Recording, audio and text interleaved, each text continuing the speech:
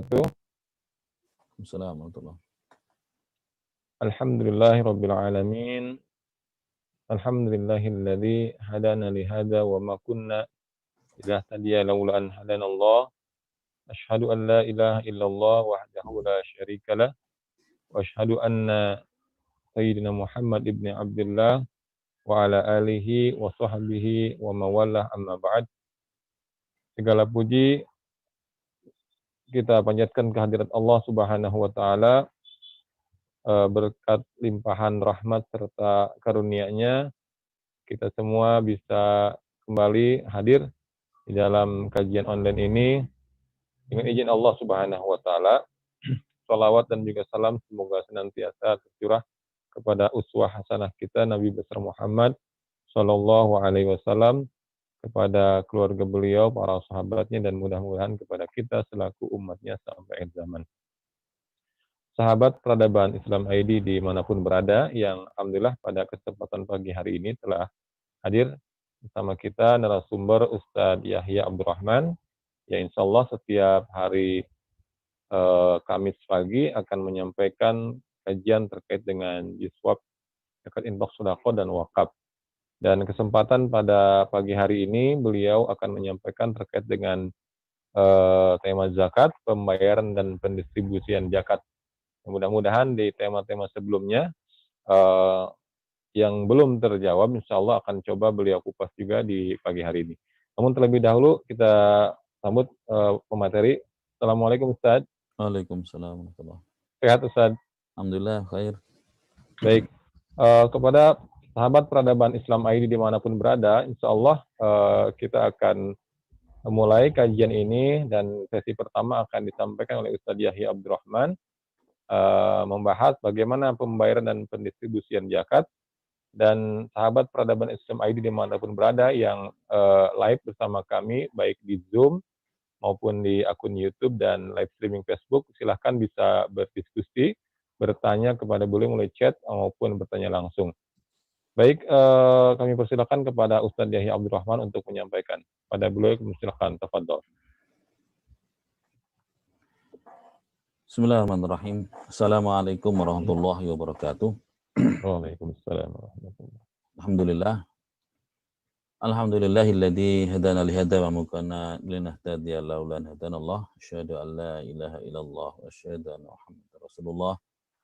Allahumma shalli wa sallim ala sayyidina Muhammadin wa ala alihi wa sahbihi ajma'in wa ba'd.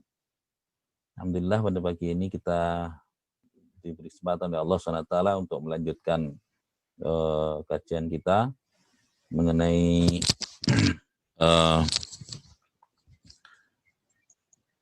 masalah jiswab, zakat, infak, sedekah. Dan pagi ini kita sampai kepada kelanjutan dari materi kita kemarin, yakni kita mengenai pembayaran dan pendistribusian, ya, pendistribusian zakat.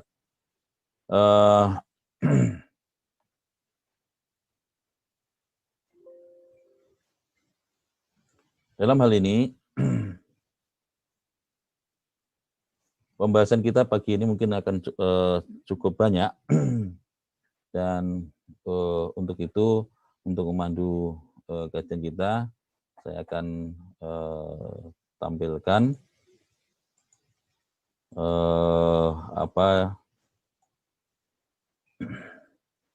untuk panduan kita. Saya tampilkan slide berkaitan dengan kajian kita pada pagi ini.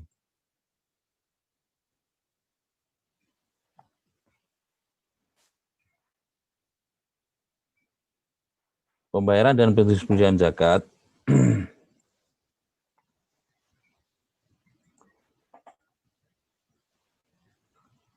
yang pertama,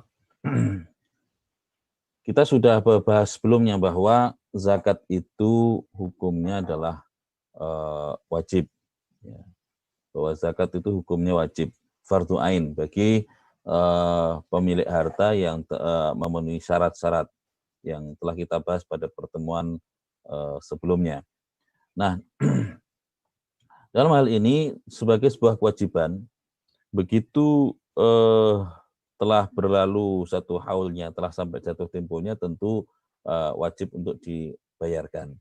Namun bagaimana kalau ada orang yang enggan membayar zakat, tidak mau membayar zakat? Dalam hal ini status orang yang tidak mau membayar zakat itu bisa satu di antara dua.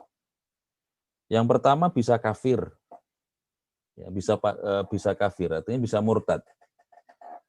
Itu jika dia tidak mau membayar zakat karena keyakinan bahwa zakat itu tidak wajib, maka dia bisa murtad.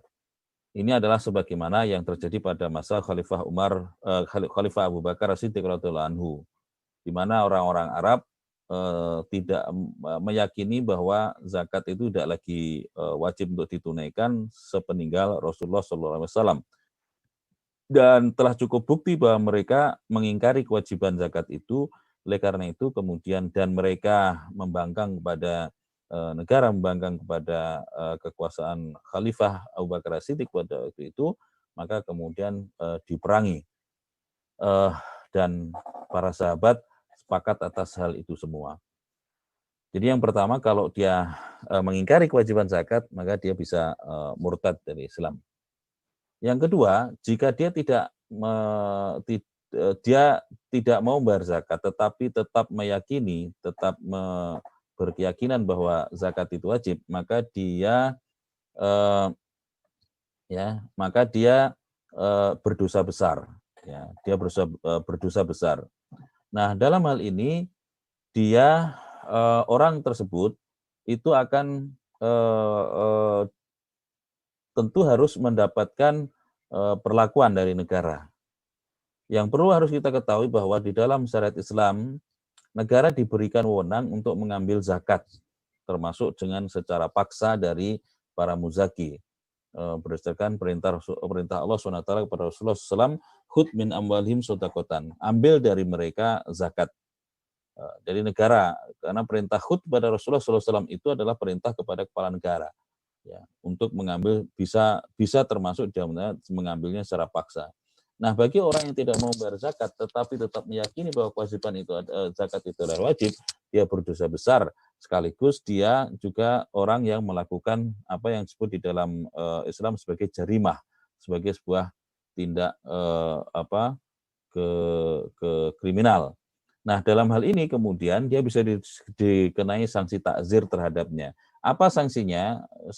Salah satu sanksi yang bisa dikenakan adalah apa yang telah diriwayatkan oleh Imam Ahmad, An-Nasai, Abu Daud, Al-Hakim, dan Al-Baihaqi, bahwa Rasulullah SAW bersabda, pada setiap unta yang digembalakan, ya, pada setiap 40 ekor bintu labun, ya,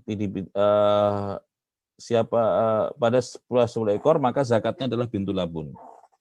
Kemudian siapa yang memberikannya mengharap pahala untuk mendapatkan, maka untuknya pahalanya atas hal itu. Sebaliknya siapa yang enggan, maka kata Rasul, wa man aba fa inna akhidhuha wa satra ibilihi, maka aku akan mengambilnya, yakni mengambil apa yang menjadi zakat yang wajib ditunaikan itu, wa satra ibili, dan separuh untanya itu. Asmatun min asmati rabbina, itu merupakan ketentuan azimah dari azimah Tuhan Rabb kita, wala yakhilu li ali Muhammadin sallallahu alaihi wasallam min hasya'u, dan tidak halal zakat itu untuk keluarga Muhammad sallallahu alaihi wasallam. Nah, dari sini jadi sanksinya adalah diantaranya selain diambil zakatnya, dipungut secara paksa, kemudian orang itu bisa dikenai sanksi takzir, ya ini bisa dipungut, diambil, ya, separuh dari harta yang tidak dia zakati itu. Di dalam riwayat yang lain memang disebutkan itu separuh hartanya.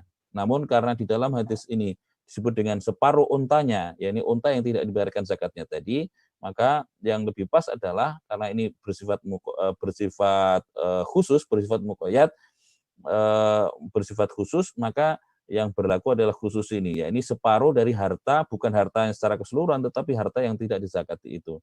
Ini adalah salah satu sanksi takzir. Meskipun bisa juga diberikan sanksi yang lain, karena ini adalah bentuknya takzir, dan riwayat ini tidak membatasi, sehingga bisa diberikan sanksi yang lain. Ini tergantung kepada kebijakan khalifah atau qadhi yang diberikan wewenang. Nah, kemudian itu yang pertama yang harus kita ingat. Yang kedua, kita sudah membahas bahwa zakat itu adalah ibadah, dan ibadah itu harus disertai dengan niat. Oleh karena itu, ketika seseorang membayar zakat, maka dia harus disertai dengan niatnya. Ya, dia harus berniat untuk membayar zakat. Di mana masalah niat ini, apakah harus dilafalkan atau tidak, apakah harus diucapkan atau tidak, atau cukup dengan berupa azam, niat yang kuat untuk membayarnya, atau bagaimana. Nah, itu kita tidak masuk dalam rincian itu, nanti silahkan merujuk kepada ketentuan fikih terkait dengan hal itu. Nah, bisa ya kalau dilafalkan ya tentu semuanya sepakat bahwa itu boleh. Tetapi apakah harus dilafalkan atau tidak? Nah, itu kembali kepada tinjauan kajian dalam fikih, dan itu silahkan nanti merujuk ke sana. Kemudian zakat itu wajib ya ketika telah jatuh tempo, ya ini telah berlalu 1 haul yang memenuhi syarat-syaratnya. Kepemilikan nisabnya telah berlalu 1 haul, atau kalau zakat pertanian berarti ketika panen. Ya, ketika panen, telah selesai panen, telah dikeluarkan berbagai halnya, ya, kemudian bersih, hasil bersih, maka bisa harus segera dikeluarkan zakatnya. Dalam hal ini, ketika zakat itu sudah jatuh tempo, maka wajib untuk atau harus segera ditunaikan, dan haram untuk menundanya kecuali ada uzur yang tidak memungkinkan untuk menunaikannya. Dalam hal ini, kalau berkaca kepada riwayat, bagaimana Rasulullah SAW memberikan contoh, ya, dalam riwayat Imam Ahmad dan Imam Bukhari dari Uqbah bin Haris ini, ya, ini disebutkan bahwa Rasulullah SAW ketika habis mengimami sholat asar, maka beliau langsung berdiri dan bergegas keluar sampai menyibak para sahabat, ya, melalui para sahabat. Kemudian setelah beberapa saat, kemudian beliau kembali lagi. Nah, ketika ditanya, diantaranya adalah beliau mengatakan, ya, bahwa aku ingat emas yang ada pada kami, maka aku tidak suka ia menahanku, maka aku perintahkan untuk membagikannya. Di dalam penjelasan hadis ini dikatakan bahwa emas yang dimaksud di situ adalah zakat, ya, harta zakat. Kan orang membayar zakatnya kepada Rasulullah SAW sebagai kepala negara, maka kemudian Rasul tidak suka untuk menahannya barang sebentar, kecuali kemudian beliau langsung menyegerakannya. Di samping itu ada sebuah riwayat yang diriwayatkan oleh Imam Syafi'i dalam musnadnya dan oleh Imam Al-Bukhari. Rasulullah SAW bersabda, "Ma khalatatis shadaqatu malan qattun illa ahlakatu." Tidaklah sedekah atau zakat itu mencampuri harta kecuali dia akan merusakkannya, akan merusak harta itu. Di dalam riwayat dari Ummul Mukminin Aisyah yang diriwayatkan oleh Al-Humaidi, ya, di situ dikatakan bahwa seseorang itu kemudian mengalami sesuatu atas hartanya, maka di antaranya kemudian diriwayatkan di situ bahwa Rasul bersabda, yakunu qad wajaba 'alaika fi malika shadaqatun. Mungkin telah wajib sedekah pada hartamu, fala tukhrijuha, sementara engkau tidak mengeluarkannya, fayulikul al-haramu al-halala. Maka yang haram itu akan merusak yang halal. Nah, berdasarkan beberapa nas ini, kemudian para ulama menyatakan bahwa membayar zakat itu harus segera ditunaikan, tidak boleh ditunda-tunda kecuali ada uzur atau alasan syar'i, ya, ada uzur atau alasan syar'i. Nah, alasan syar'i ini diantaranya misalnya memang tidak memungkinkan untuk mengeluarkan zakatnya, ya, tidak mungkin untuk mengeluarkan zakat, belum bisa membayar zakat pada saat itu karena misalnya barangnya tidak mungkin dipecah. Nah, kalau misalnya itu barang perdagangan, ya, sesuatu yang dijual, barangnya tidak bisa dipecah, masih besar gitu, sementara yang untuk membayar zakat itu hanya sebagian, sementara dia tidak punya uang cash yang cukup untuk membayar zakat itu, atau karena kondisi-kondisi yang lain, maka dalam hal ini ini bisa menjadi alasan syar'i untuk menundanya. Tetapi yang harus diingat bahwa tidak boleh menunda-nunda. Begitu ada kesempatan maka harus segera ditunaikan. Nah, oleh karena itu di sini harta zakat tidak boleh diinvestasikan gitu loh. Karena kalau diinvestasikan berarti itu akan menunda. Kalau Rasul SAW saja yang mendapatkan pembayaran bukan sebagai mustahik, tetapi beliau sebagai pihak yang mengumpulkan zakat, beliau tidak mau menahan, maka begitu pula mestinya siapapun yang diberi kepercayaan untuk menyalurkan zakat, zakat itu tidak boleh tunda-tunda, apalagi di luar sana itu banyak sekali orang-orang yang berhak menerima zakatnya, ya, yang berhak menerima zakat itu. Tidak boleh ditunda-tunda dengan alasan misalnya diinvestasikan atau diapakan gitu dan lain sebagainya, ya, karena mencontoh apa yang dilakukan oleh Rasulullah SAW. Kemudian berkaitan dengan pembayaran zakat, kalau sudah jatuh tempo jelas bahwa itu telah wajib untuk ditunaikan. Waktu wajibnya itu telah datang. Nah, dan sebagaimana kewajiban-kewajiban yang lain, meskipun ini waktunya bisa panjang, ya, maka tentu makin cepat ditunaikan makin baik. Ya, karena menunda-nunda pelaksanaan kewajiban tanpa uzur itu adalah tidak dibolehkan secara syar'i. Ya, sekali lagi hanya boleh ditunda kecuali jika ada uzur yang menghalangi untuk membayar zakat. Nah, dalam hal ini bagaimana kalau disegerakan? Belum jatuh tempo sudah dibayar zakatnya.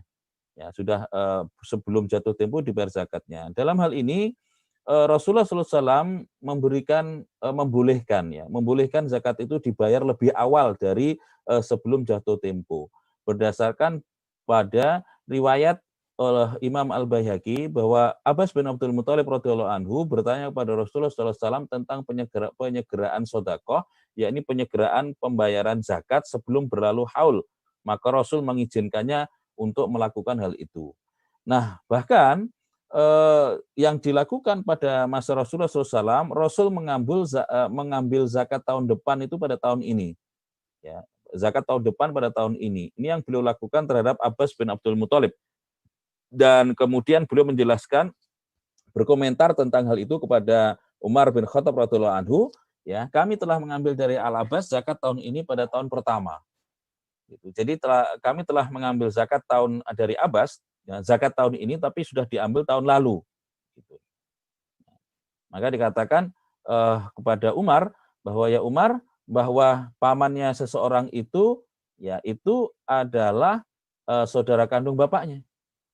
Maka sungguh jika kami memerlukan harta, maka kami percepat dari Abbas sedekah hartanya untuk 2 tahun. Nah, jadi boleh.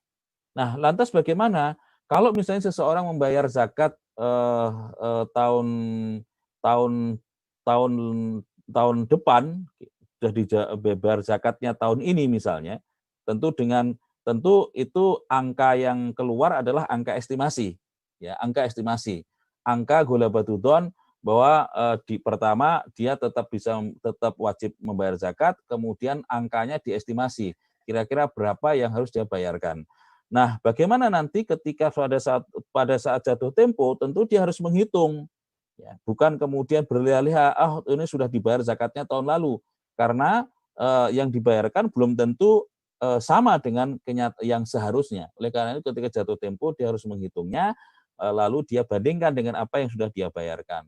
Kalau misalnya apa yang dia bayarkan itu masih kurang dari apa yang seharusnya, apa yang jadi kewajibannya, berarti dia harus menambah kekurangannya. Adapun jika kemudian yang dibayarkan, yang diserahkan itu melebihi dari yang seharusnya, maka kelebihannya itu merupakan sedekah sunnah, ya, merupakan sedekah sunnah. Nah, kalau berbicara bagaimana dengan pahalanya, kalau masalah pahala itu urusan Allah SWT.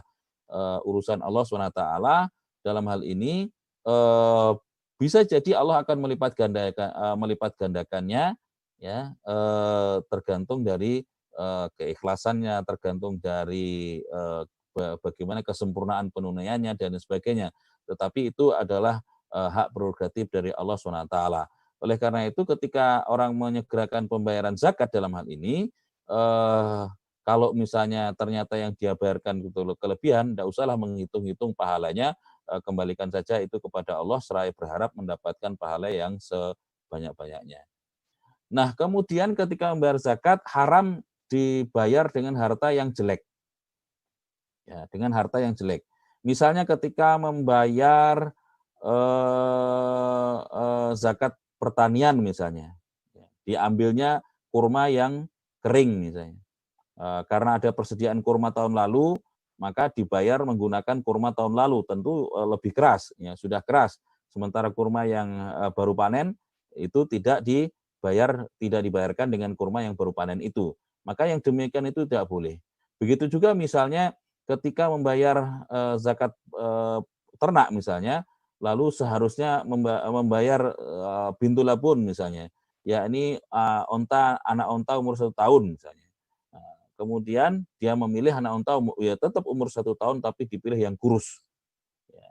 Atau misalnya ketika orang itu akan membayar zakat uang misalnya. Kemudian dia pilih uang yang sudah lecek, uang yang sudah lama gitu ya. Uang yang sudah sebenarnya ditarik dari peredaran. Maka yang demikian itu tidak boleh. Berdasarkan firman Allah SWT di dalam surat Al-Baqarah 267 ini, di mana di situ Allah SWT melarang ya. A'udzubillahi minasyaitonirrajim wala tayammamul khabisa minhu tunfikun. Jangan kamu memilih-milih yang buruk dari hartamu itu tunfikuna, lalu engkau nafkahkan, yakni engkau bayarkan untuk membayar zakat, walastum biakhidihi ila antuk midufih, dan sementara engkau tidak mau mengambilnya kecuali sambil memicingkan mata, karena jeleknya, ya tidak mau memakannya, tidak mau mengkonsumsinya kecuali sambil memicingkan mata karena jeleknya gitu. Jadi tidak boleh kemudian sengaja memilih-milih yang baik. Oleh karena itu disunahkan ketika membayar zakat itu menggunakan harta yang baik, harta yang secara kualitas lebih baik. Kalau harta yang baik itu merupakan syarat ya. Harta yang baik dalam arti adalah harta yang halal, itu adalah syarat harta itu kena kewajiban zakat. Maksud di sini adalah harta dengan kualitas yang lebih baik. Nah, itu disunahkan. Paling tidak ya sama seperti yang ada. Nah, kemudian ketika seseorang itu membayar zakat, jangan sampai kemudian dia membatalkan pahala zakatnya itu, pahala sodakohnya itu dengan melakukan satu di antara dua perkara.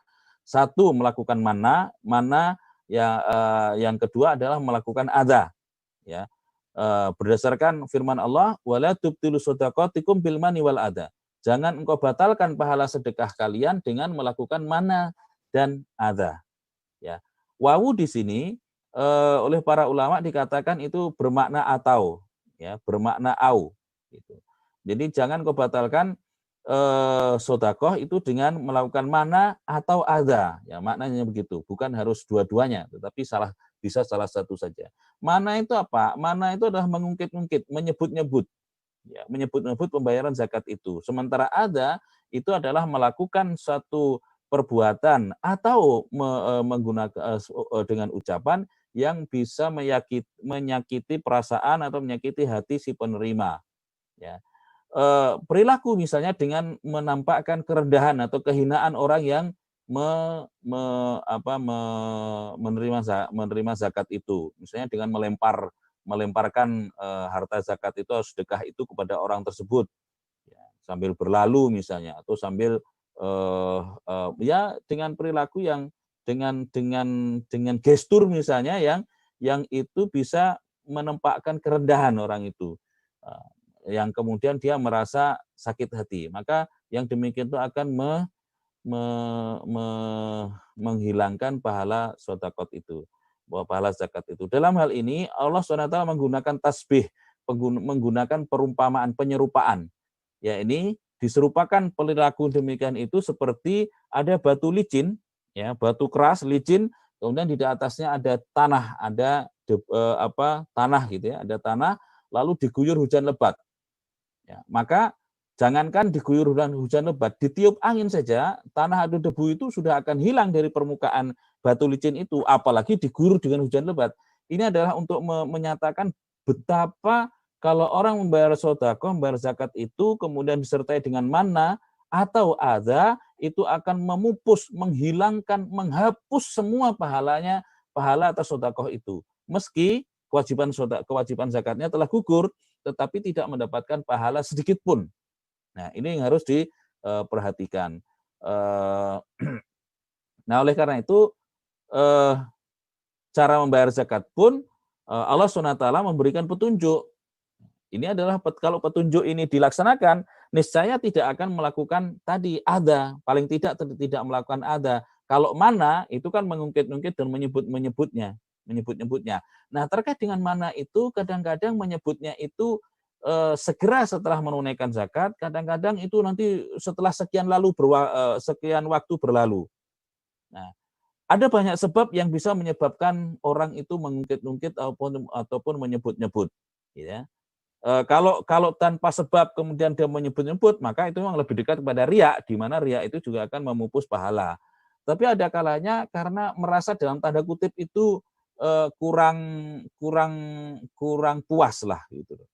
Misalnya beginilah, misalnya orang membayar zakat, menyerahkan kepada seseorang yang termasuk mustahik zakat, misalnya orang fakir atau orang miskin. Yang dia serahkan cukup banyak lah, dengan harapan agar sebagian dipakai untuk makan, untuk keperluan sehari-hari, sebagian lagi bisa digunakan untuk modal misalnya. Supaya orang itu nantinya tidak lagi menjadi mustahik dan berubah menjadi muzaki. Namun oleh orang yang diberi tadi, orang yang diberi zakat tadi, ternyata semuanya digunakan untuk keperluannya dan tidak disisihkan untuk modalnya. Barangkali bisa saja orang ketika melihat itu kemudian merasa dalam tanda kutip, kamu ini sudah dikasih zakat, sudah dikasih lebih, kok nggak dipakai untuk modal, tapi malah dipakai untuk bla bla bla lah gitu. Nah, termasuk yang demikian itu boleh jadi merupakan perilaku mana, yaitu menyebut-nyebut. Nah, oleh karena itu Allah pun memberikan petunjuk bagaimana orang itu harus membayar zakat. Allah berfirman, wa in tubtu shadaqati fani'imahia. Jika engkau menampakkan sedekahmu, maka itu adalah baik sekali. Wa in tufuha wa tutuhal fuqara, tetapi kalau engkau sembunyi-sembunyikan dan engkau berikan kepada orang-orang fakir, termasuk dalamnya adalah orang miskin, fahuwa khairul lakum, maka itu lebih baik untukmu. Ya, lebih baik untukmu. Jadi kalau ini dilaksanakan, niscaya adza itu tidak akan terjadi dan mana itu akan bisa dihindari. Nah, di dalam ayat itu disebutkan bahwa membayar zakat itu bisa secara terang-terangan. Wa in tubdu shadaqatin. Jika engkau tampakkan. Tetapi kemudian ada ada penjelasan wa in tukhfuha, dan jika engkau sembunyikan wa tu'tuhal fuqara, dan engkau berikan orang-orang fakir, maka itu lebih baik. Lalu bagaimana? Mana yang lebih baik? Karena dua-duanya adalah baik. Gitu. Nah, dalam hal ini kemudian penjelasan para ulama, misalnya bisa kita rujuk di dalam penjelasan Syekh Atha bin Khalil Abu Rostah di dalam tafsir beliau At-Taisir fi Ushul Tafsir, ketika menjelaskan surat Al-Baqarah 271, beliau kemudian menjelaskan bahwa untuk zakat emas, zakat perak, dan zakat uang, maka boleh diberikan langsung kepada fakir miskin dengan izin khalifah. Nah, dalam hal ini lebih utama dilakukan secara sembunyi-sembunyi. Tetapi boleh juga dibayarkan kepada amil yang diangkat atau ditunjuk oleh negara. Sementara untuk selain zakat emas, perak, dan uang, maka wajib dibayarkan ke negara, yakni kepada amil yang ditunjuk atau yang diangkat oleh negara, dan lebih utama dilakukan secara terang-terangan. Ya, karena memang ini misalnya orang zakat pertanian. Ya, zakat pertanian kan orang itu setelah panen ya. Kalau zakat uang, orang memiliki uang berapa kan memang tersembunyi gitu deh. Memang tersembunyi. Nggak biasanya lah orang mengumbar, oh ini rekening saya sekian, saya punya uang sekian. Nah, itu nggak biasanya. Tapi tentu orang kalau punya uang itu ya lebih dia sembunyikan. Ini beda dengan misalnya zakat pertanian. Kalau zakat pertanian itu orang panen kelihatan. Zakat ternak misalnya orang tahu ternaknya berapa. Gitu. Zakat perdagangan orang pun juga tahu bagaimana dagangnya, rame apa enggak, berapa banyak dagangannya, orang melihat. Berapa besar tokonya, orang melihat gitu. Misalnya kalau sekarang berapa banyak pegawainya bisa dilihat gitu. Karena itu lebih baik dibayarkan secara terang-terangan. Adapun nanti zakat fitrah itu boleh diserahkan langsung kepada fakir miskin dan boleh pula dibayarkan kepada amil. Nah, itu masalah pembayaran. Nah, ketika si amil atau orang yang menerima zakat itu diberi ya, muzaki membayar zakat, maka orang yang menerima atau amilnya itu disunahkan untuk mendoakan orang tersebut. Ya, berdasarkan surat At-Taubah ayat 103. Ya, washolli alaihim, dan berdoalah untuk mereka. Inna salataka sakanun lahum, karena doamu itu akan menenteramkan mereka. Ya, membuat mereka itu tentram.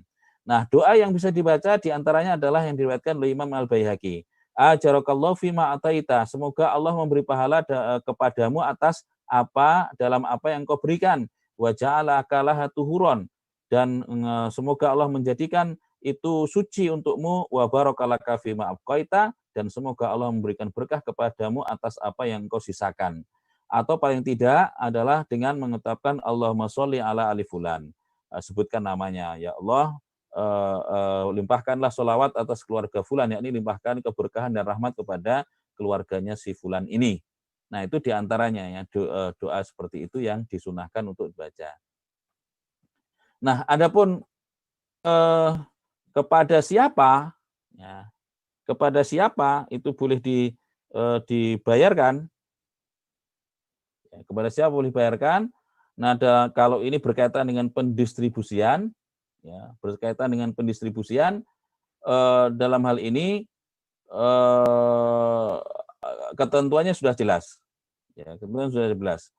Yang berhak mendapatkan zakat itu hanya 8 asnaf. Dalam hal ini Allah SWT berfirman, innamas shadaqatu lil fuqara'i wal masakini wal amilina 'alaiha wal mu'allafati qulubuhum wa fir riqabi wal gharimina wa fi sabilillahi wa ibnis sabili faridatan minallahi wallahu alimun hakim. Di situ pertama Allah menggunakan kata innama dalam dan para ulama sepakat menyatakan bahwa innama dalam ayat ini bermakna hasr, bermakna itu pembatasan. Kemudian Allah menggunakan lil fuqara'i wal masakin dan seterusnya. Li di situ menyatakan milik, ya, menyatakan milik. Artinya bahwa zakat itu sesungguhnya adalah milik 8 asnaf itu. Haknya 8 asnaf itu. Maka kita kembali kepada pengertian zakat di awal, bahwa pengertian zakat itu adalah hakun muqaddarun. Ya, hak yang telah ditetapkan kadarnya. Jadi itu adalah hak yang wajib ditunaikan. Hak siapa? Hak 8 asnaf, bukan hak yang lain. Ya, hak 8 asnaf. Hak 8 asnaf untuk menerimanya. Adapun amil dalam hal ini itu nanti adalah berkaitan dengan bagiannya ketika nanti ada kita bahas lebih jauh terkait dengan itu. Nah, karena ini menjadi hak 8 asnaf, jika tidak termasuk 8 asnaf tersebut, orang itu tidak berhak. Ya, orang itu tidak berhak. Gitu. Nah, 8 asnaf itu siapa saja? 1, orang fakir. Siapa orang fakir? Orang fakir itu adalah orang yang penghasilannya tidak cukup untuk memenuhi kebutuhan pokoknya, baik pangan, papan, maupun sandang secara layak. Itu disebut dengan orang fakir. Ya, orang fakir. Yang kedua, miskin. Orang miskin itu lebih miskin daripada fakir. Ya, miskin itu lebih miskin daripada orang fakir.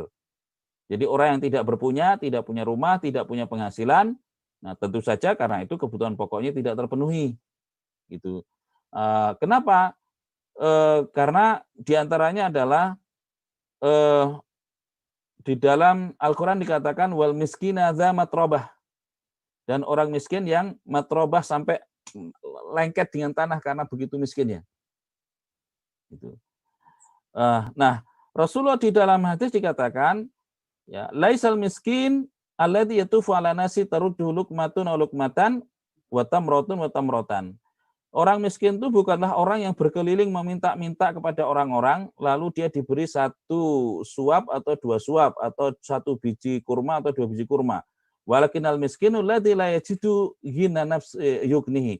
Tetapi orang yang miskin itu adalah orang yang tidak mendapati atau tidak menemukan kecukupan yang bisa mencukupinya. Wala yuftanu bihi fayatasaddaqu alaihi.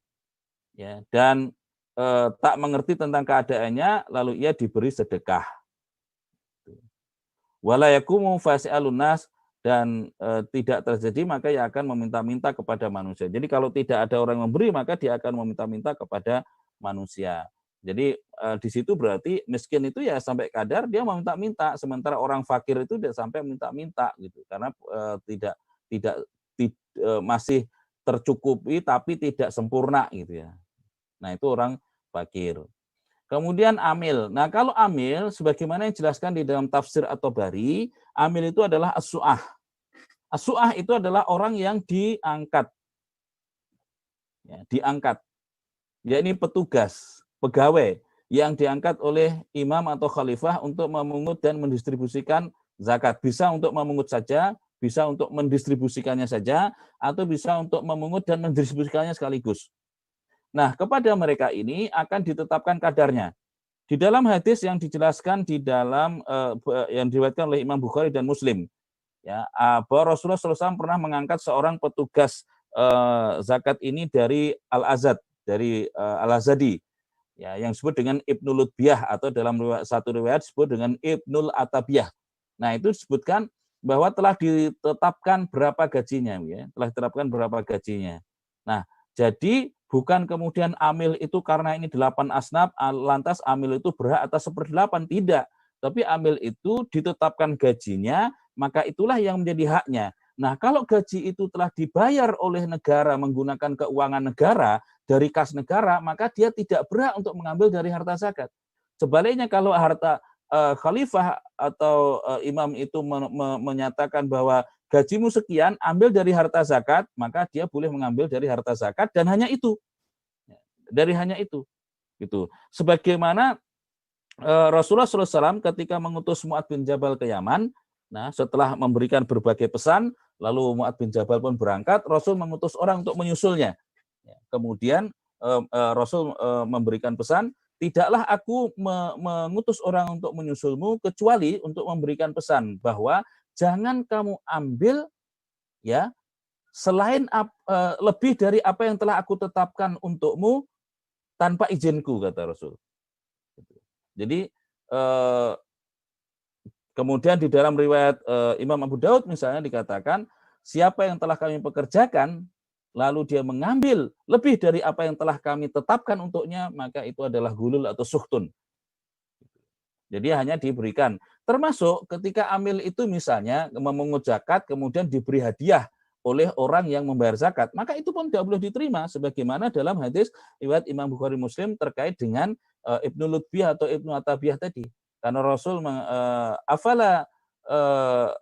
afala yaqudu afala qa'ada fi baiti ummihi wa abihi hatta ta'tiyahu hadiyatuhu in kana shadiqan. Apakah tidak lebih baik dia duduk-duduk saja di rumah ibu bapaknya dan biarlah dia melihat apakah hadiahnya itu akan datang kepada dia jika dia memang orang yang benar atau orang yang jujur, gitu.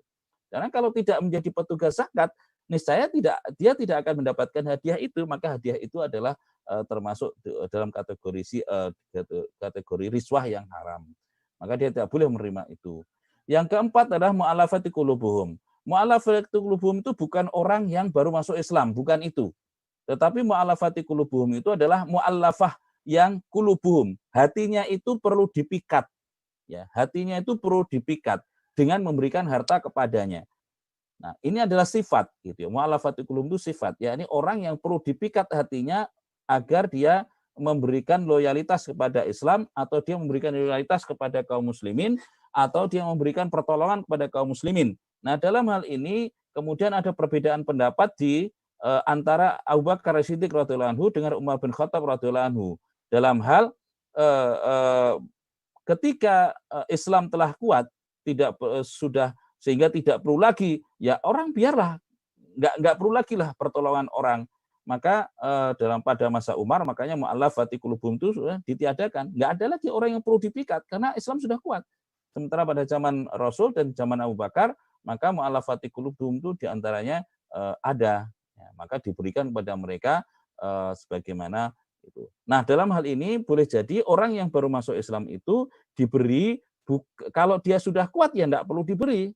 Tapi kalau dia diberi dalam rangka untuk menguatkan, meneguhkan keimanannya, meneguhkan ininya, karena boleh jadi orang yang baru masuk Islam itu karena sebelumnya kafir, boleh jadi dia akan menghadapi persoalan-persoalan berkaitan dengan rezeki, berkaitan dengan ekonomi, karena mungkin dia akan terputus sumber ekonominya atau kondisi-kondisinya diboikot dan segala macam oleh lingkungannya yang dulunya kafir, gitu ya, non muslim.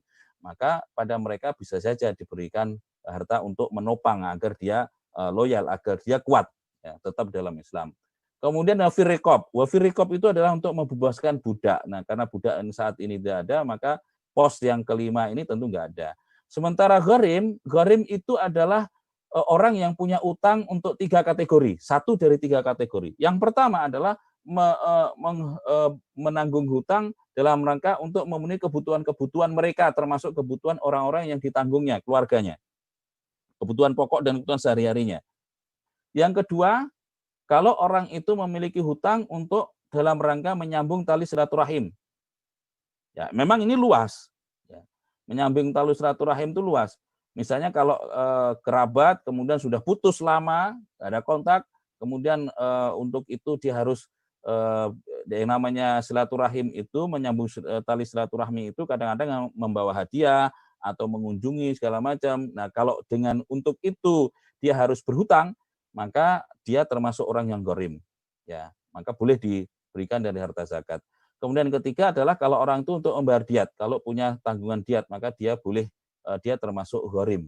Ya. Hanya tiga ini. Adapun kalau utang itu utang bisnis, misalnya utang untuk modal usaha, maka dalam hal ini itu tidak termasuk gharim yang berhak menerima zakat. Kalau tidak demikian, maka para konglomerat itu di antara mereka bisa termasuk gharim, gitu. Jadi gharim itu hanya tiga tadi, ya kategorinya tiga tadi. Ini dijelaskan di dalam hadis yang diriwayatkan dari Qabisah. Satu, orang yang berutang itu adalah orang yang menanggung beban sangat berat, maka halal baginya meminta-minta. Kemudian yang kedua, orang yang ditimpa musibah yang menghancurkan hartanya. Kalau misalnya orang punya berutang untuk modal usaha, lalu usahanya bangkrut, kemudian itu menghabiskan hartanya, lalu dengan itu dia jadi miskin dan harus menanggung utang tadi, maka pada saat itu dia menjadi orang yang berhak menerima zakat karena dua hal, karena fakir dan karena hutang yang ada.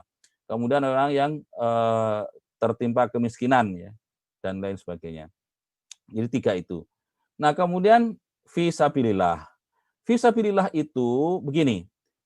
Kata infak, kata fisabilillah ya, kata fisabilillah itu di dalam Al-Qur'an atau di dalam hadis kalau dikaitkan dengan infak,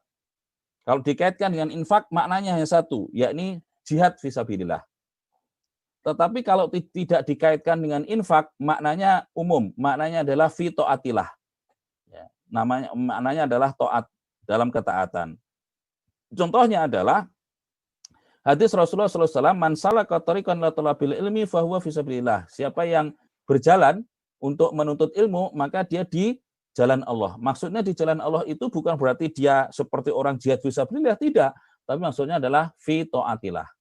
Begitu pula misalnya hadis yang menjelaskan tentang 5 kategori jenis orang yang jihad orang yang syahid, ya syahid akhirat. Ya, yakni orang yang mabtun, orang yang mati karena sakit perut, orang yang mati karena taun, orang yang mati karena tenggelam, orang yang mati karena tertimpa reruntuhan, dan perempuan ya wanita yang meninggal pada saat melahirkan atau karena pada saat nifas. Maka 5 orang ini termasuk syahid akhirat. Nah, di dalam salah satu riwayat, kalau nggak salah riwayat Imam At-Tabrani, itu disebutkan ada pembatasan yakni fisabilillah. Jadi selama 5 kategori ini mati dalam keadaan fi taatillah, yakni dia taat kepada Allah SWT. Jadi kalau kata fisabilillah dikaitkan dengan infak, maknanya hanya satu, yakni jihad fisabilillah. Oleh karena itu, hanya dalam keperluan jihad fisabilillah kemudian harta zakat itu bisa digunakan, tidak untuk yang lain. Tidak digunakan untuk membangun masjid, tidak digunakan untuk membangun pesantren, tidak digunakan untuk membangun sekolah, tidak digunakan untuk membangun sarana-sarana publik, dan lain sebagainya, tapi hanya untuk jihad fisabilillah, baik langsung untuk perangnya atau untuk keperluan-keperluan yang berkait dengan perang, misalnya menyiapkan pasukan, menyiapkan persenjataan, dan lain sebagainya, termasuk untuk mendirikan industri-industri berkaitan dengan jihad fisabilillah, atau untuk semua hal yang berkaitan dengan itu. Maka itu bisa diambil dari harta zakat. Kemudian yang ke-8 ada Ibnu Sabil. Ibnu Sabil itu adalah orang yang kehabisan bekal atau kekurangan bekal di perjalanan. Ya. Mereka lah yang diberikan yang disebut dengan Ibnu Sabil. Ya, yang diberikan Ibnu Sabil. Bagaimana kalau orang misalnya anak-anak yang sekolah, ya, yang sekolah. Nah, dalam hal ini kalau dia termasuk orang yang kehabisan bekal, kalau misalnya dia tidak meniatkan mukim, ya, karena dalam hal ini nanti berkaitan dengan apakah dia musafir atau tidak. Kalau dia tidak meniatkan mukim, berarti dia terus menjadi musafir, dan karenanya dia boleh menjamak dan mengqashar sholatnya. Nah, kalau dia terus menjadi musafir, kemudian dia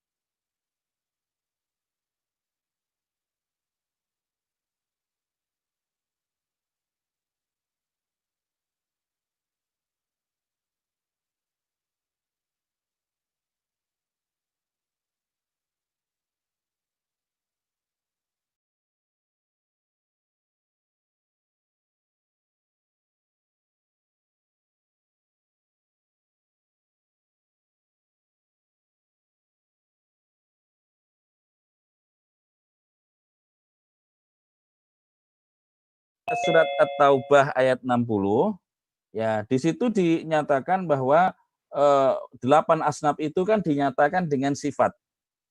Ya.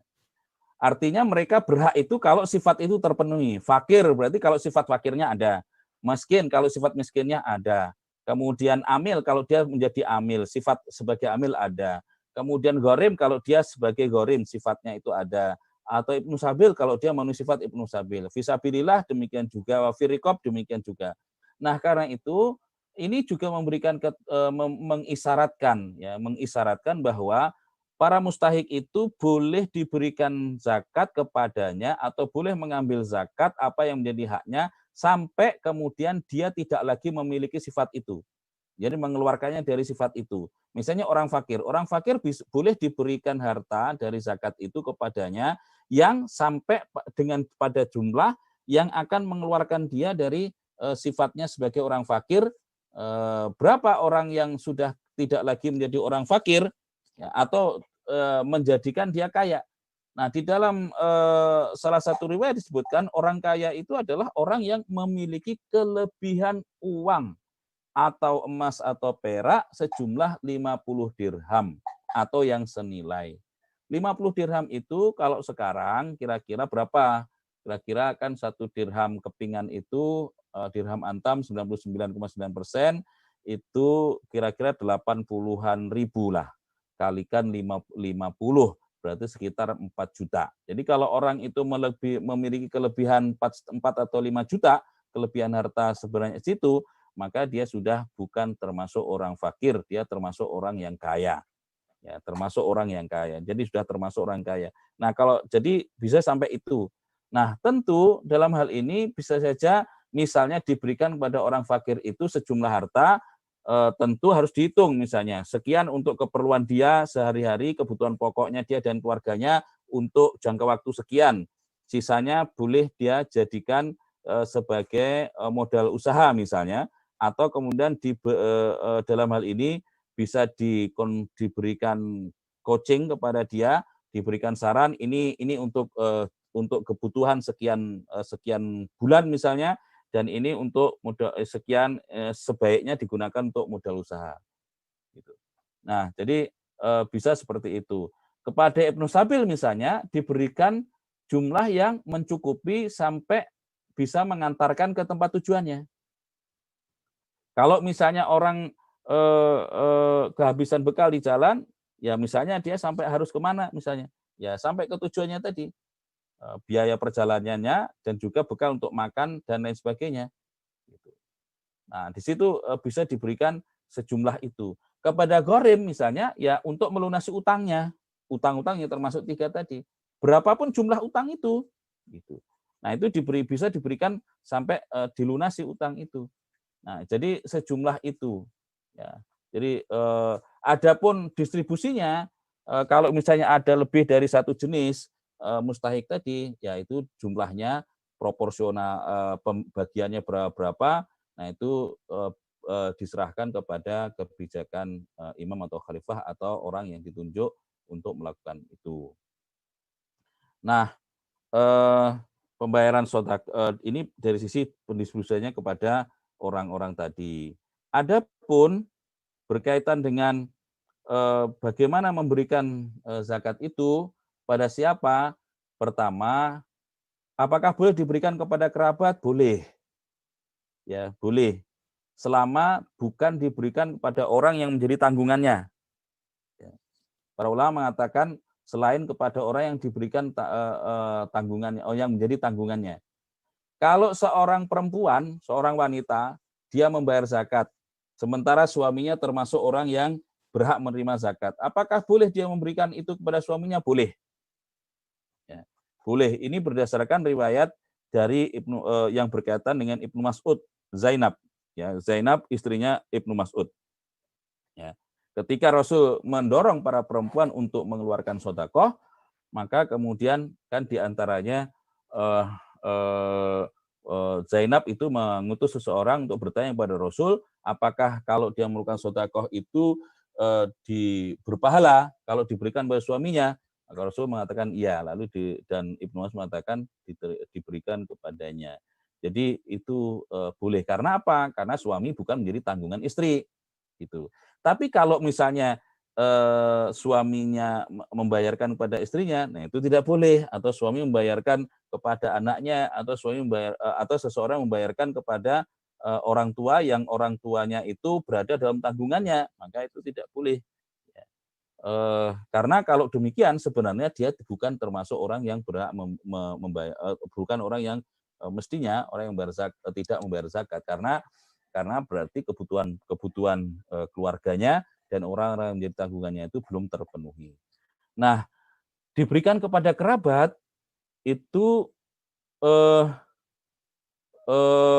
memiliki keutamaan. Yang pertama tadi diberikan kepada orang-orang fakir. Nah, kepada orang fakir itu memang ada yang diutamakan, yakni kepada orang fakir yang tidak menampakkan kefakirannya, gitu ya. Tidak menampakkan kefakirannya. Tetapi kalau orang itu akan tahu, ya lingkungannya akan tahu, orang-orang dekatnya akan tahu, gitu. Dia orang fakir tapi tidak meminta, tidak menunjukkan dia membutuhkan. Jadi biasa-biasa saja gitu, tidak mengeluh, tidak begini dan begitu yang menampakkan dia sangat membutuhkan gitu. Nah, tetapi orang akan tahu bahwa orang itu sebenarnya termasuk orang fakir. Nah, kepada orang-orang yang demikian, orang yang menjaga ifahnya ya terkait dengan kefakirannya itu, pada orang yang demikianlah termasuk yang diutamakan untuk dibayarkan. Lalu bagaimana kalau diberikan kepada kerabat? Diberikan kepada kerabat. Nah, ini yang tadi ya, tentang cerita Zainab, istrinya Abdullah bin Mas'ud radhiyallahu anhu. Ya. Di sini jelas ya, diberikan kepada kerabat, termasuk istri ya memberikan zakat kepada suaminya. Nah, ini boleh karena memang sesuai dengan apa yang ada di dalam riwayat ini. Ya, diriwayatkan oleh Imam Bukhari, Muslim, An-Nasai dan Ahmad. Di mana ketika ya Zainab istri Abdullah bin Mas'ud hendak bersedekah kepada suaminya dan anak yatim menjadi tanggungan suaminya. Nah, ia bertanya kepada Rasul apakah hal itu akan mendapatkan pahala. Nah, ternyata ada seorang wanita Ansor yang punya pertanyaan yang sama. Lalu Bilal menjadi perantaranya bertanya kepada Rasul, diutus untuk menanyakan kepada Rasul. Maka Rasul menjawab, singkatnya adalah lahuma, yakni untuk dua perempuan tadi yang bertanya, ajroni, dua pahala. Ajrul qorabah, yakni pahala kekerabatan, yakni pahala karena termasuk menjalin silaturahimnya, wa ajrus sedekah, dan pahala sedekah. Nah, di situ memang Rasul mengatakan ajrul qorabah karena istri bukan mahram suaminya, ya. Makanya disebut dengan ajrul qorabah. Kerabat itu kan bisa kerabat karena nasab, bisa kerabat karena musyawarah. Jadi karena ikatan pernikahan. Nah, di situ termasuk kerabat. Karena itu diberikan kerabat di sini bukan hanya kerabat dari sisi nasab atau dari sisi ikatan darah, tetapi juga kepada kerabat-kerabat yang mencakup semua yang disebut dengan kerabat. Karena kerabat itu ada dua, ada kerabat karena darah, ada kerabat karena musyawarah. Artinya tidak langsung. Misalnya mertua itu kan kerabat karena musyawarah, karena pernikahan. Atau saudara-saudaranya istri atau suami, ya, atau kerabatnya, kerabat mereka. Nah, itu adalah kerabat karena musyawarah. Itu juga termasuk qorabah. Nah, diberikan kepada kerabat ini dapat dua pahala. Rasul juga bersabda, sesungguhnya sedekah kepada orang miskin itu hanya bernilai satu. Sementara sedekah kepada orang yang memiliki ikatan rahim, yakni ikatan kerabat, itu ada dua pahalanya, yakni pahala sedekah dan pahala silaturahim. Hanya yang harus diingat, kalau ini adalah zakat, maka kerabat itu harus termasuk 8 asnaf. Ya, termasuk 8 asnaf. Tapi kalau ini sedekah sunnah, maka tidak harus 8 asnaf. Syaratnya hanya bukan orang kaya yang diberi itu. Nah, kalau kerabat itu adalah orang yang termasuk orang kaya, maka ketika memberi mereka bukan dalam bentuk sedekah sunnah ataupun wajib, melainkan dalam bentuk hibah ataupun hadiah. Jadi begitu. Kemudian Nah, terkait dengan peran negara, nah negara Apaan, memang Ustaz? diberi. Apaan, Ya? itu share screen-nya enggak tampil tadi ya? Apa Oh, emang? enggak tampil. Iya, saya kira ada masalah itu. Punten. Oh, ya, tadi soalnya Ya, tadi soalnya mati langsung. ya Ya, apaan? terputus. Ya. Jadi saya ulang tadi, kalau diberikan kepada kerabat itu mendapatkan 2 pahala, karena pahala sedekah dan pahala kekerabatan kalau kepada dan pahala silaturahmi. Dengan syarat tadi kerabatnya harus termasuk 8 asnaf kalau itu untuk sedekah wajib. Kalau untuk sedekah yang sunnah, maka kerabat itu tidak harus 8 asnaf, tetapi tidak boleh orang kaya. Kalau kerabat itu orang yang kaya, kalau ingin memberi mereka, maka memberinya dalam bentuk hadiah ataupun hibah. Kemudian kalau peran negara, ya negara diberikan wewenang untuk memungut zakat secara paksa. Ya. Bahkan negara itu berwenang untuk memerangi orang yang tidak mau membayar zakat dan melawan ya, negara dalam hal itu. Sebagaimana yang terjadi pada zamannya Abu Bakar As-Siddiq radhiyallahu anhu. Nah, ini ketentuan mengenai pembayaran dan pendistribusian zakat. Maka silahkan kalau ada yang ingin ditanyakan atau dibahas. Baik, syukran jazakallahu khairan kasiran kepada Ustaz Yahya Abdurrahman yang telah menyampaikan materi terkait dengan pembayaran dan pendistribusian zakat. Tadi sangat jelas yang disampaikan beliau bahwa pembayaran zakat itu siapa saja muzakinya, kemudian distribusi siapa saja mustahiknya. Dan insya Allah di sesi diskusi ini, sahabat Peradaban Islam ID bisa bertanya kepada Ustaz Yahya Abdurrahman. Dan alhamdulillah sudah banyak masuk ke meja redaksi, Ustaz. Yang pertama langsung saja dibacakan dari Ibu Putri Wa Aqiyah. Beliau bertanya, Assalamualaikum warahmatullahi wabarakatuh, Ustaz. Saya mau bertanya, apakah zakat, misal dalam sebuah rumah tangga, harus dikeluarkan oleh sang suami? Bagaimana hukum jika zakat yang ditunaikan dengan harta milik istrinya? Itu pertanyaannya, Ustaz. Tafadhol. Pertama, siapa yang wajib zakat, dialah yang wajib untuk mengeluarkan. Tergantung nanti zakatnya apa. Adapun misalnya yang wajib, ya kalau zakat mal kan jelas gitu. Kalau orang itu bukan pemilik harta, ya tentu dia tidak wajib untuk mengeluarkan zakat gitu. Adapun bahwa misalnya ketika mau membayar zakat, uangnya enggak ada. Misalnya tadi mau membayar zakat perdagangan, uangnya enggak cukup, yang ada adalah barang dagangan. Sementara barang dagangannya tidak mungkin dibagi. Contohnya penjual tanah. Orang yang jual beli tanah, dia beli tanah, dia jual lagi, seterusnya begitulah. Enggak mungkin dia membayar zakatnya itu dalam bentuk tanahnya dipecah. Sementara uangnya enggak ada, uang cashnya enggak ada. Nah, lalu dia kemudian membayarnya dengan uang istrinya. Nah, dalam hal ini ada 2 kemungkinan. Pertama, dia bisa pinjam kepada istrinya untuk membayar zakat itu, nanti dia kembalikan ketika misalnya tanahnya laku. Atau yang kedua, ya istrinya menghadiahkan kepada suaminya. Menghadiahkan kepada suaminya, lalu oleh suaminya digunakan untuk membayar zakat. Gitu. Jadi seperti itu gitu. Ya tentu membayar zakatnya harus menggunakan harta orang yang wajib membayar zakat itu, bukan menggunakan harta orang lain. Kalau harta orang lain itu hanya bisa digunakan untuk membayar zakat kalau sudah dipindahkan kepemilikannya kepada orang itu, baik itu sebagai hadiah atau sebagai hibah atau sebagai pinjaman atau sebagai utang. Nah, tetapi kalau orang lain itu mau membayarkan, ya mau membayari zakatnya, misalnya istrinya mau membayari zakatnya suaminya tadi dalam kasus tadi, maka tidak masalah gitu. Tetapi dalam konteks itu sebenarnya dia menghadiahi suaminya untuk kemudian digunakan membayar zakat. Gitu. Ya tentu zakatnya gugur, ya telah gugur karena sudah ditunaikan, telah dibayar. Baik, demikian jawaban dari Ustaz Abdurrahman. Selanjutnya ini pertanyaan dari Abu Mus'ab. Ini sahabat Peradaban Islam ID yang setia ini terus bersua dengan kita dari Nusa Tenggara. Beliau bertanya, berapa jumlah zakat yang boleh diambil oleh amil zakat. Karena ada amil yang mematok zakat 30 berbanding 70 alias 30% dari total zakat untuk amil. Nah, dan 70% untuk 7 asnaf lainnya. Bagaimana Ustaz? Ya. Ya, sekali lagi kan kembali. Sebenarnya yang disebut dengan amil itu adalah petugas yang diangkat oleh negara. Bagaimana kalau orang itu mengangkat dirinya sendiri?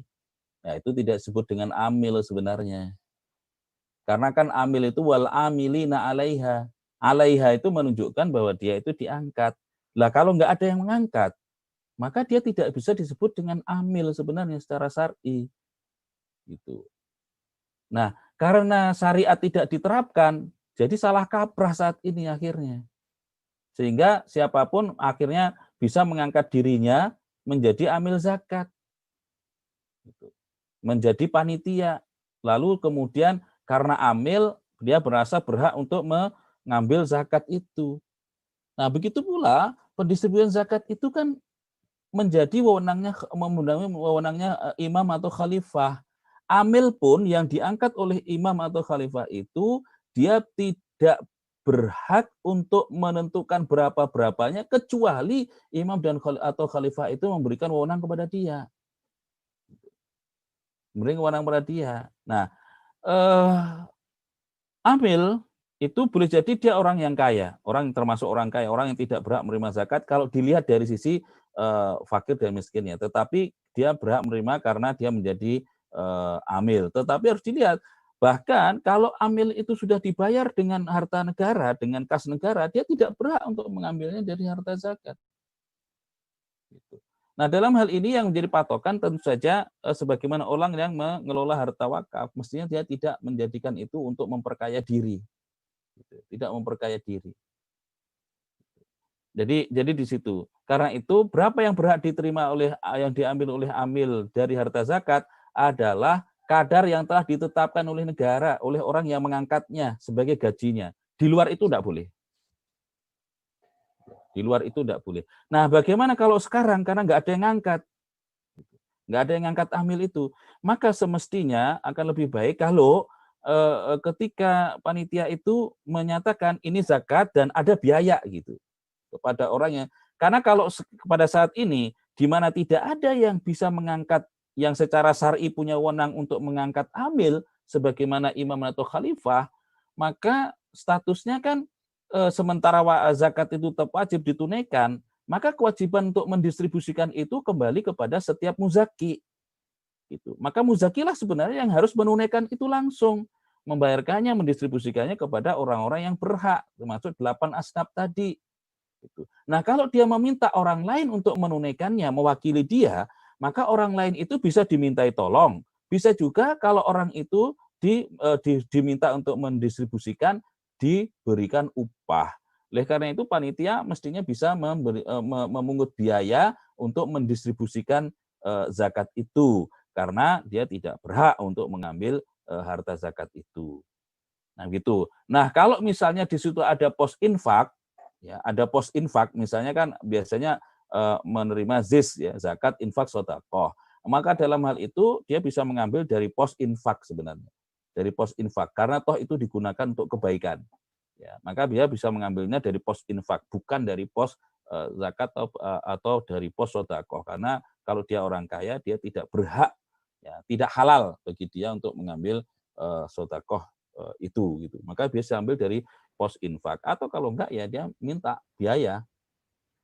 Misalnya biayanya berapa gitu. Jadi seperti itu. Jadi kalau yang berapa yang ditetapkan oleh orang yang mengangkatnya, ya ini oleh imam atau khalifah, gajinya berapa, upahnya berapa, itu yang dia berhak dia ambil. Syukran Ustaz. Jadi jawabannya jelas ya Ibu ya, bahwa karena belum ada khalifah maka sebenarnya tidak sah gitu menganggapnya amil. Pertanyaan selanjutnya dari Gus Tur Kendi, Ustaz. Assalamualaikum warahmatullahi wabarakatuh. Apakah dari semua hal itu, zakat, infak, dan sodako atau seluruhnya, itu bisa membebaskan keterpurukan umat dari cengkraman ekonomi kapitalis, liberalis, dan sekularis? Ya gimana? dari zakat, infak, sedekah yang dikumpulkan di setiap ya. Ramadan maupun di bulan lainnya misalkan, itu bisa Ya. membebaskan umat tidak dari cengkeraman ekonomi kapitalis yang saat ini memang mendera umat? Silakan. Oh, enggak mungkin gitu. Nah, di situ juga kadang-kadang kesalahan paradigma. Bahwa kadang-kadang ekonomi Islam itu hanya dianggap zakat, infak, sedekah, wakaf plus neriba, itu sudah dianggap ekonomi Islam gitu. Lalu karena ekonomi Islam itu harus bisa mengentaskan kemiskinan, akhirnya zakat pun mendapatkan beban yang melebihi yang seharusnya. Ingat bahwa zakat itu sudah muqaddar, sudah tetapkan kadarnya. Karena itu nggak boleh kemudian ditarik-tarik gitu. Ditarik-tarik. Kalau ingin melepaskan umat ini dari belenggu ekonomi kapitalisme, ya harus dengan ekonomi Islam gitu. Di mana salah satu bagian dari ekonomi Islam itu adalah zakat. Zakat itu yang harus kita ketahui bahwa zakat itu kalau dalam bahasa ekonomi adalah mekanisme non-ekonomi. Mekanisme non-ekonomi. Adapun mekanisme ekonomi itu dengan menerapkan sistem ekonomi Islam, yakni menerapkan hukum-hukum ekonomi Islam, termasuk di dalamnya adalah memberikan peluang kepada seluruh rakyat untuk bisa melakukan kegiatan ekonomi dengan peluang yang sama, termasuk negara membantunya dalam hal ini sehingga mereka bisa mencukupi kebutuhannya dan lain sebagainya. Jadi kalau untuk melepaskan umat dari cengkeraman ekonomi kapitalisme, ya hanya dengan satu, yaitu dengan menerapkan ekonomi Islam. Tidak bisa dengan hanya dengan zakat.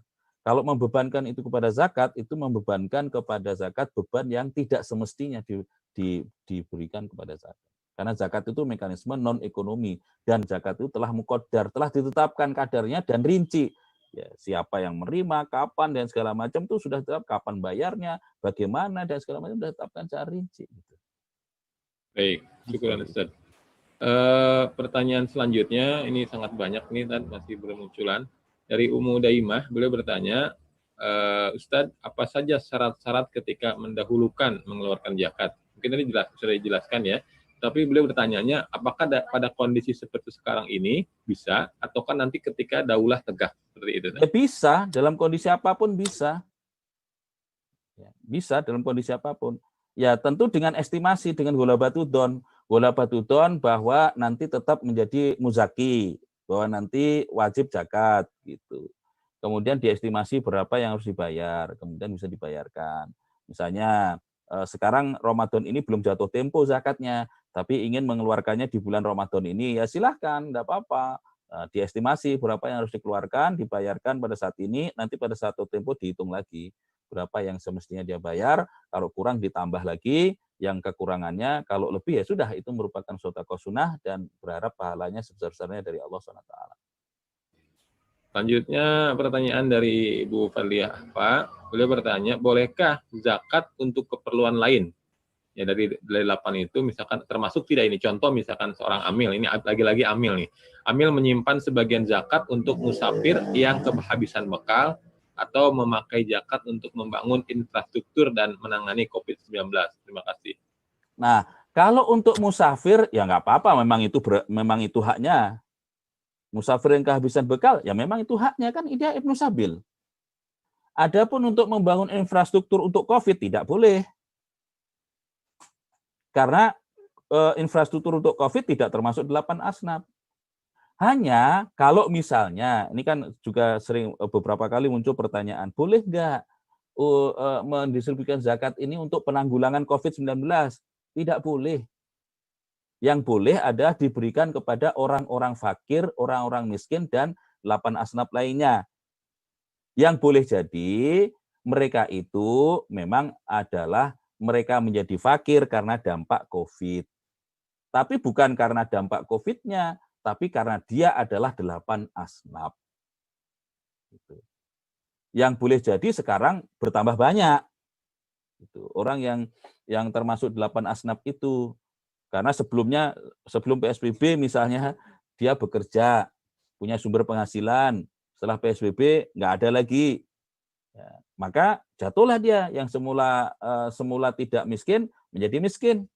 Gitu. Yang semula tidak fakir menjadi fakir, ya sudah. Ketika dia menjadi fakir, bisa dikasih dari harta zakat. Tetapi bukan dalam rangka ini karena COVID, bukan. Ya karena dia fakir aja. Pokoknya orang itu berhak jika dia termasuk 8 asnaf. Di luar itu Baik. tidak berhak. Gitu aja. Iya. Jadi tidak ada istilahnya untuk pembangunan jalan, tidak ada. Tadi seharusnya Nggak ya, karena di boleh. luar ya, itu Ya, bid'ah nggak boleh. maksudnya. Gitu. Gampang aja sebenarnya. Pokoknya untuk Iya. selain 8 asnaf nggak boleh. Ya, baik. Gitu. Makanya jika ada yang bertanya, gimana kalau untuk bangun pesantren? Pesantren bukan 8 asnaf, nggak boleh. Iya, baik. Syukur, Ustaz. Baik, selanjutnya ini pertanyaan dari Ibu Paradika Oka. Beliau bertanya, kalau untuk anak yang baru lahir gimana, Tad? Itu wajib dizakati ya, Tad? Ini zakat apa dulu?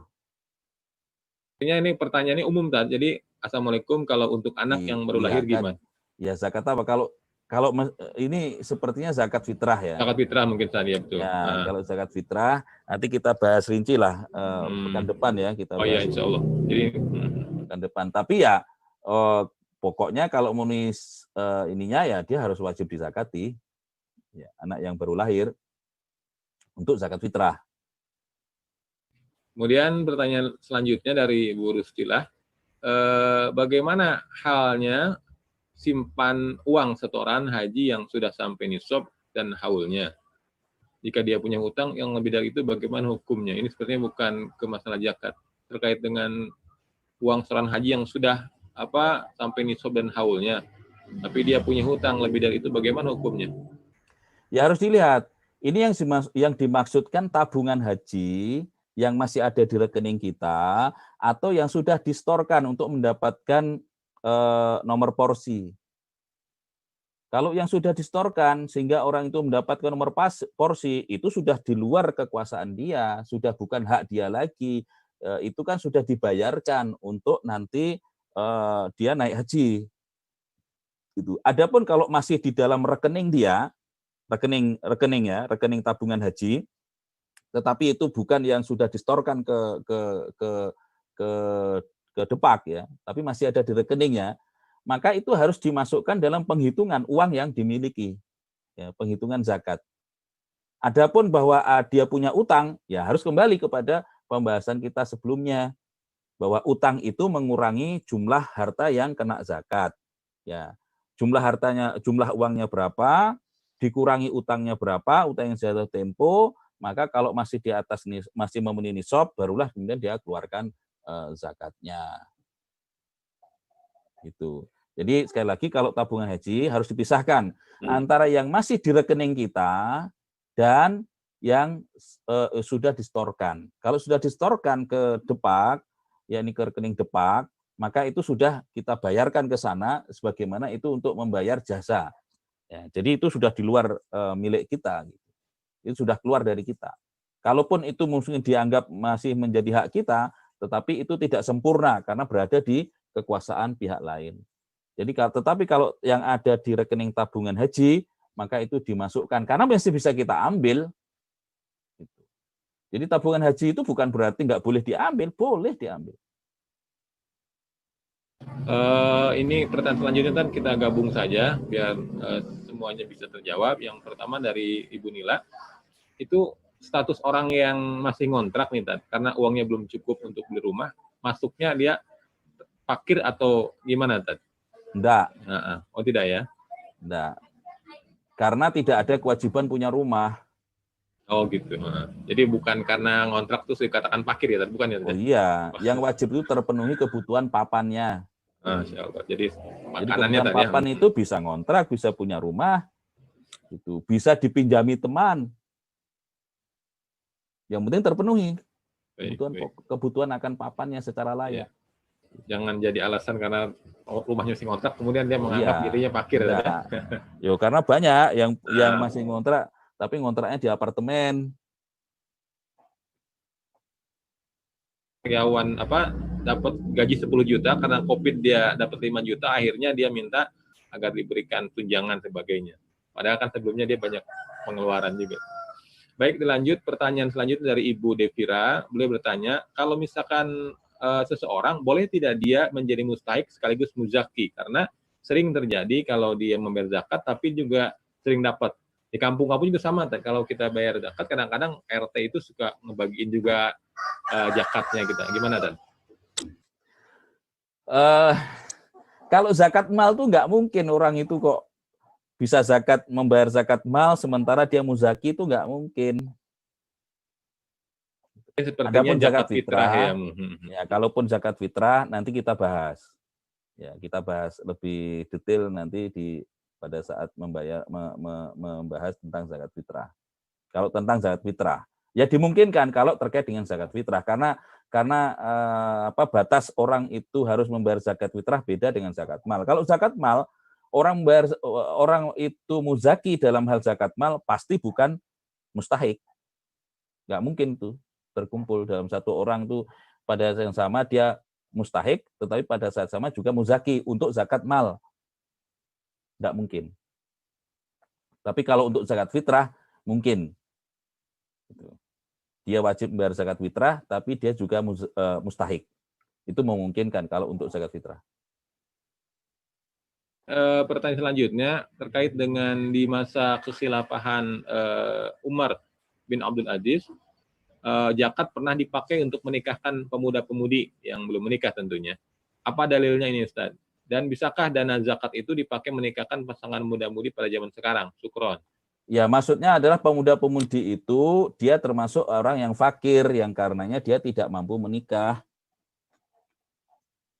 Itu yang dimaksudkan pada zaman itu. Jadi orang pemuda-pemudi yang tidak mampu menikah itu ya karena dia fakir. Maka dia boleh diberikan harta zakat karena kefakirannya itu. Kalau mungkin diistilahkan kalau sekarang baz menikahkan itu masuk gitu, Dad? Ya, selama dia orang fakir lah. Kalau dia orang kaya ya enggak boleh lah. Iya. Begitu jadi, saja. 8 itu tadi ya yang ya simpel aja. Pokoknya yang berhak itu 8 asnaf. Di luar itu enggak boleh, gitu aja. Simpel sebenarnya. Kemudian ini masih banyak pertanyaan. Nah, terkait dengan mungkin zakat mal ya tadi ya. Bagaimana kalau harta emas atau perak yang dibeli bersama-sama dengan istri? Kalau dalam istilah kita bunuh gini mungkin ya. Nisabnya sudah tercapai bila emas suami dan istri ya ditambahkan. Artinya emas tersebut adalah milik kedua. Apakah wajib zakat? Jadi harta yang dimiliki oleh suami istri gitu kan, emasnya dibeli barengan. Gimana ya. Tad? Ya, dalam hal itu ya dihitung sendiri-sendiri lah. Dihitung sendiri-sendiri karena punyanya sendiri-sendiri. Gitu. Walaupun ada pendapat lain kalau terkait dengan sirkah, karena sirkah itu ada 2 jenis, sirkah amwal, sirkah ain, dan sirkah ukut gitu. Maka itu dihitung sebagai satu kesatuan. Boleh juga kalau dia mengeluarkan zakatnya secara bersama dari jumlah itu. Tapi kalau dihitung sendiri-sendiri juga tidak masalah karena memang itu hak miliknya sendiri-sendiri. Baik, kalau itu sendiri nggak masuk ya nggak bayar zakat. Baik. Ini kalau belum masuk haulnya dan nisabnya tadi ya. Ya, ini ada karena kan zakatnya zakat ain ya. Fardu ain untuk orang yang memenuhi syaratnya. Ya. Ini juga pertanyaan di atas sebelumnya terkait dengan saudara kandung dan orang tua boleh diberi zakat. Itu nanti pembahasannya terkait dengan zakat fitrah apa, Tad? Enggak, kalau ini masih masuk dalam bahasan kita saat ini ya. Intinya adalah orang itu menjadi tanggungan kita atau enggak gitu aja. Ya, kalau tanggungan itu wajib berarti tadi ya. Ya, kalau menjadi tanggungan kita atau ada dalam tanggungan kita, ya namanya itu berarti belum terpenuhi. Dia bukan muzaki. Bukan muzaki, gitu. Iya, karena kewajiban kita. Baik. Tapi kalau di luar tanggungan kita boleh. Boleh. Nah, kemudian ini yang tadi dikatakan orang yang tadi punya usaha, kemudian dia jatuh miskin. Contoh misalkan tadinya dia memiliki rumah besar nih tadi. Kemudian ia miskin karena banyak hutang atau yang lainnya. Ya. Apakah wajib mendapat zakat? Wajib tadi ya. Tadi dijelaskan sama Ustaz Yahya ya. Ya tergantung zakat dalam konteks apa. Zakat sebagai gorimnya atau bukan. Kalau sebagai gorimnya tentu dia diminta untuk menjual rumahnya dulu. Kalau orang itu punya harta yang bisa digunakan untuk menutupi utangnya, maka digunakan dulu hartanya itu. Itu kalau terkait dengan utangnya. Tapi kalau terkait dengan kehidupannya, ya dia boleh menerima karena dia memang statusnya adalah fakir. Walaupun rumahnya cukup besar, tapi rumah kan nggak bisa dimakan. Iya.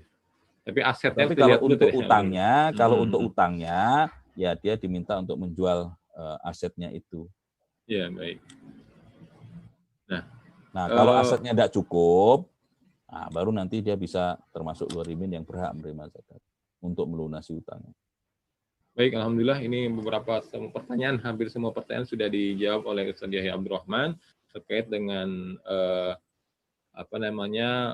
distribusi zakat dan bagaimana cara pembayaran zakat, dan insya Allah di sesi selanjutnya, mungkin sesi terakhir di Ramadan ini, beliau akan kupas tuntas terkait dengan bagaimana zakat fitrah seperti itu, karena memang ini adalah tema yang seringkali ada di setiap Ramadan, karena zakat fitrah itu zakat yang dikeluarkan setiap ain oleh individu muslim. Baik, sebelum ditutup ada closing statement, Ustaz, barangkali silakan. Nah, sebelum itu ini ada pertanyaan terakhir itu yang misalnya tadi kalau harta bersama itu sudah ya diinikan ya, dihitung masing-masing lah bagiannya berapa, milik masing-masingnya. Jadi tinggal dilihat dari situ. Kalau kemudian zakat uang atau zakat emas atau zakat perak itu apakah harus diberikan pada satu orang? Ya tidak harus. Tapi kalau mau dikasihkan kepada satu orang ya silahkan. Ya selama ya tergantung juga lihat jumlahnya juga gitu. Jumlahnya juga. Kalau misalnya orang itu punya berapa misalnya, punya uangnya 1 miliar misalnya, ya 1 miliar kan zakatnya berarti 25 juta. 25 juta kalau diberikan kepada satu orang kebanyakan atau tidak? Ya menurut saya itu kebanyakan lah kalau diberikan kepada satu orang. Maka bisa dibagi kepada beberapa orang. Apalagi kalau memang di lingkungannya itu banyak orang yang berhak menerima zakat gitu. Jadi itu bisa diinikan secara proporsional lah, ya, secara proporsional. Ingat bahwa yang berhak atas zakat itu bukan orang-orang tertentu, tetapi semua yang termasuk 8 asnaf. Gitu. Jadi jangan sampai nanti mengutamakan salah seorang di antara mereka dan menelantarkan yang lain. Sehingga semuanya dikumpulkan pada seseorang sementara yang lainnya terlantar karena tidak yang seharusnya bisa mendapatkan zakat yang menjadi haknya. Gitu. Kemudian selain itu di mana membayar zakat? Ya, di mana membayar zakat mal? Maka itu mengikuti di mana harta itu berada. Ya, di mana harta itu berada. Gitu. Kalau misalnya orangnya di Jakarta, ya punya 2 rumah, orangnya satunya di Jakarta, satunya di Surabaya misalnya ya. Kemudian dia nyimpan emasnya di Surabaya, maka dikeluarkannya di Surabaya, bukan dikeluarkan di Jakarta. Jadi dikeluarkan lebih baik adalah di mana harta itu berada. Misalnya zakat pertanian kalau atau zakat hewan ternak misalnya. Maka ya di mana harta itu berada, disitulah dikeluarkan zakatnya untuk di lingkungan dia, bukan kemudian dibawa ke sini, dibawa ke tempat orang itu. Tapi di mana harta itu berada, ini lebih utama dianukan di situ. Baik. Untuk menutup kajian kita pada pagi ini, sekali lagi karena ini menjadi kewajiban, maka silahkan ya kalau ingin mengejar pahala yang lebih banyak, mudah-mudahan Allah akan melipat gandakannya. Amin ya Allah. Di bulan Ramadan ini, dan apalagi ini kita sudah memasuki 10 hari terakhir, ya waktunya tinggal sebentar lagi kesempatannya, maka silakan dihitung ya sebaik-baiknya, kemudian dikeluarkan, bisa langsung diberikan kepada orang-orang yang memang berhak, atau meminta bantuan orang-orang, baik sebagai bantuan saja, tolong menolong, ataupun mempekerjakan orang itu untuk mendistribusikan zakat tersebut. Nah, jangan sampai nanti kita sampai terlewat, jangan sampai kemudian nanti malah yang semestinya sudah wajib malah tidak ditunaikan. Dan mudah-mudahan nanti kemudian juga ketika membayar zakat, sekali lagi jangan sampai diikuti dengan mana dan ada, mana atau ada tadi, yang karena kalau dengan begitu maka akan pupuslah. Intinya adalah kalau membayar zakat itu harus seikhlas, harus dengan ikhlas. Ya, harus dengan ikhlas. Ikhlas itu berarti tidak riya, kemudian tidak mana dan tidak ada, dan dilaksanakan ya semata-mata karena mengharap ridho Allah SWT. Amin, ya Allah, amin. Nah, kalau dengan begitu mudah-mudahan nanti zakatnya akan diberikan balasan keberkahan terhadap harta yang tersisa, kemudian diterima oleh Allah SWT dan dilipat gandakan pahalanya oleh Allah SWT. Mudah-mudahan di sisa Ramadan ini Allah SWT senantiasa memberikan keberkahan kepada kita semua, ya Allah, taufik dan hidayah kepada kita semua, dan ya Allah, menjadikan kita termasuk orang-orang yang mutakin, sebagaimana yang telah disyariatkan oleh Allah SWT sebagai hikmah dari puasa Ramadan yang diwajibkan kepada kita semua ini.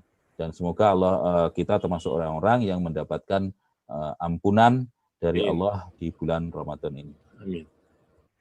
Baik, terima kasih kepada Ustadz Yahya Abdurrahman yang telah menyampaikan materinya di kesempatan pagi hari ini. Mudah-mudahan ilmunya barokah dan kita semua mendapatkan kebaikan dari apa yang telah beliau sampaikan.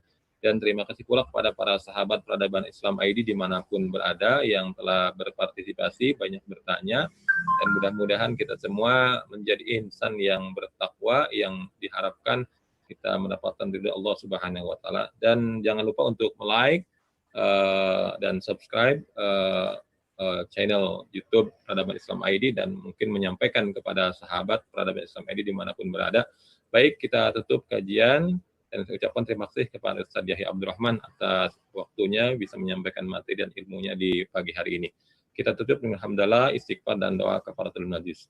Alhamdulillahirabbil alamin. Astaghfirullahalazim. Subhanakallahumma wa bihamdika asyhadu an la ilaha illa anta astaghfiruka wa atubu ilaik. Terima kasih. Mohon maaf atas segala kekurangan dan kekhilafan. Billahi taufiq wal hidayah. Assalamualaikum warahmatullahi wabarakatuh.